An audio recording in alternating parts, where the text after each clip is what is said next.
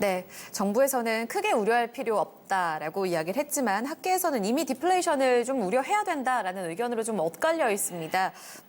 최수창 전문가님, 사상 첫 마이너스 물가, 디플레이션 우려로 바로 직결이 될까요? 이 디플레이션에 대한 개념, 우리가 우려할 만한 사안인지 이야기를 좀 해주세요. 네, 이 부분은요, 학계하고 또 민간연구소하고 정부하고 서로 입장 각각 차이가 좀 달라요. 예.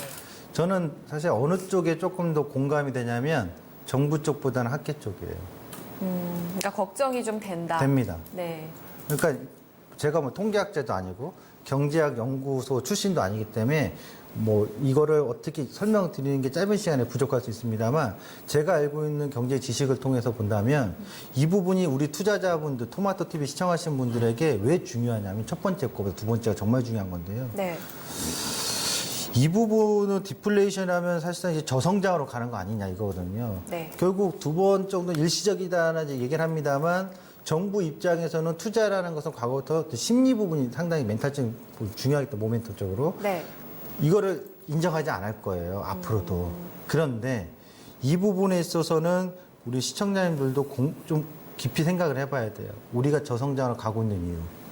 그리고 이것이 과연 일시적일까? 저는 일시적으로 가지는 않을 거라고 봐요. 한간의 예로 이제 아까 제가 일본을 싫어합니다만 일본을 연구하고 공부해야 되는 이유가 우리 사회 구조가 산업의 구조도 그렇지만 사회 현상 등이 일본의 10년 전을 따라가는 모습들이 상당히 많아요. 아, 그렇죠. 후행을 하는 게 사실이죠. 네, 사실입니다.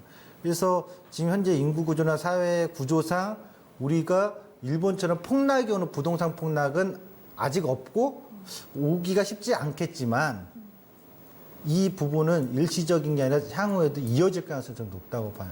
그러면 증시 안 좋은 거냐? 그렇진 않아요. 증시에서 우리가 투자하는 분들이 포인트를 아셔야 될 게 네. 부동산도 투자하고 주식도 투자거든요. 네. 주식과 부동산의 상승 사이클과 하락 사이클은 거의 흡사합니다. 다만 상승 폭이라든가 이런 부분에서 좀 달라질 뿐이죠. 그래서 증시에서 이 디플레이션 우려가 나올 때 굉장히 위기설로 받아들일 건 아니고요. 과거 일본과 같은 장세, 그 장세가 뭐냐면요. 종목별 차별화 장세입니다.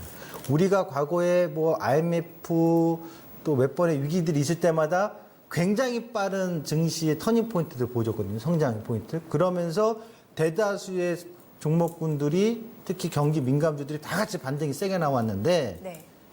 이렇게 디플레이션 우려 저성장으로 빠져버리면 예. 반등이 나올 때 다 같이 안 가요. 가는 섹터만 가네. 네. 그것이 이제 저는 사실 고착화되어가는 현상이고 이것이 이번에 마이너스 물가 지표로 나타난 현상이 아니겠느냐. 그래서 투자자분들이 엄청난 위기감이고 장기 침체요 이런 게 중요한 게 아니라 이 안에서 내가 살아남을 수 있는 각계전투의 어떤 전략이 필요하다. 이것은 과거 일본이 그랬기 때문에 저는 그렇게 갈 가능성이 높다고 보여주고요. 끝으로 좀 말씀드리고 싶은 건 부동산 침체가 아직 안 왔거든요. 부동산 침체까지 와버리면 디플레이션의 이 고착화는 거의 기정사실로 받아들여야 되겠죠.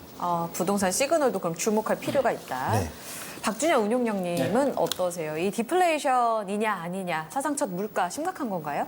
디플레이션의 정의 자체가 이제 뭐 상품 가격이라든가 서비스 가격이 전반적으로 좀 하락을 하면서 예. 경기도 안 좋은 걸 이제 네. 디플레이션이라고 얘기를 하는데 현재 물가가 지금 마이너스 0.4%가 떨어졌다고 했지 않습니까? 지난달에 마이너스 0.04였는데 우리나라 물가 지표 자체는 소수점 한 자리까지만 하니까 실제로 지난주부터 약간 소폭 마이너스였거든요. 지난달부터. 네.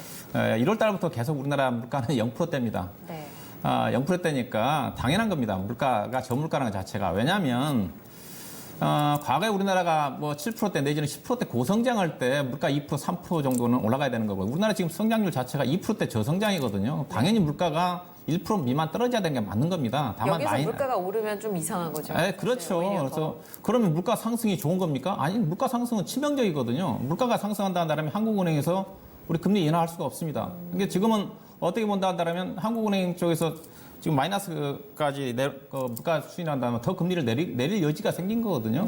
그래서 주식시장으로 따진다 한다면 또 이게 물가 하락 부분 자체가 보니까 농산물 가격과 유가 하락 영향이 큽니다. 이게 실질적인 상품 가격, 조금 전 디플레이션 정의 자체가 상품 가격과 서비스 가격이 하락했다고 그래서 그거와 관련이 없다는 거죠. 그래서 정부 측에서도 유가 하락이라든가 이런 농산물 가격 하락 영향 자체가 9월 달에 반영된 거니까 10월 달부터는 물가가 수 있다. 다시 올라올 수 있다. 예. 그런 쪽인 것 같고 저도 거기에 포인트를 잡고 싶고 그다음에 그러면 우리나라 경기가 그렇게 안 좋냐? 그게 아니거든요. 실질적으로 이것도 제가 보기에는 경제신문에서 많이 다룬 내용들입니다. 디플레이션 우려감 때문에 상당히 경기에 대한 우려감들이 경제신문이 유일로 나오고 있는 쪽인데 조금 전에 일본의 어떤 10월 위기설과 더불어서 예. 경제 위기를 부추시키려고 하는 그런 쪽에서 나오는 기사 논조라고 좀 판단이 좀 되는데 근데 최근에 향후에 그렇게 나타날 수 있는 물가가 더 빠질 수 있는 것 자체 경제 지표를 봐야 되는데 최근에 소비 심리 지표 자체가 약간 개선됐어요.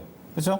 그다음에 어제 나온 우리나라 8월달 산업 동향을 보게 되면 트리플 다 증가됐습니다. 이런 내용들은 발표를 안 하는 거죠. 저는 어제 종합주가 지수가 올라가고 오늘 지수가 올라간 것 자체도 어제 국내 산업활동 지표, 생산, 투자, 소비가 다 트리플 플러스 전환됐습니다.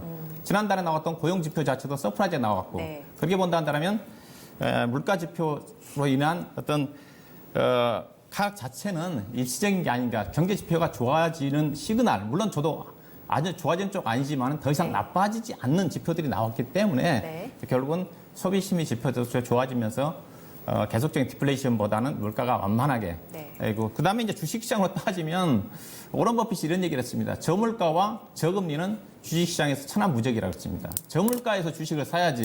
네. 그래서 주가가 인플레이션 증가되는 시점에서 주식 해서는 안 되는 쪽이거든요. 그래서 주식시장 입장에서 본다면 오히려 물가 지표 자체가 약간 마이너스 성장을 자체는 크게 걱정할 수 있는 그런 부분은 아니다. 이렇게 말씀드리고 싶습니다. 네, 이런 논조에 대해서도 어떻게 해석할 것인가 TMQ에서 많은 답을 드리고 있네요.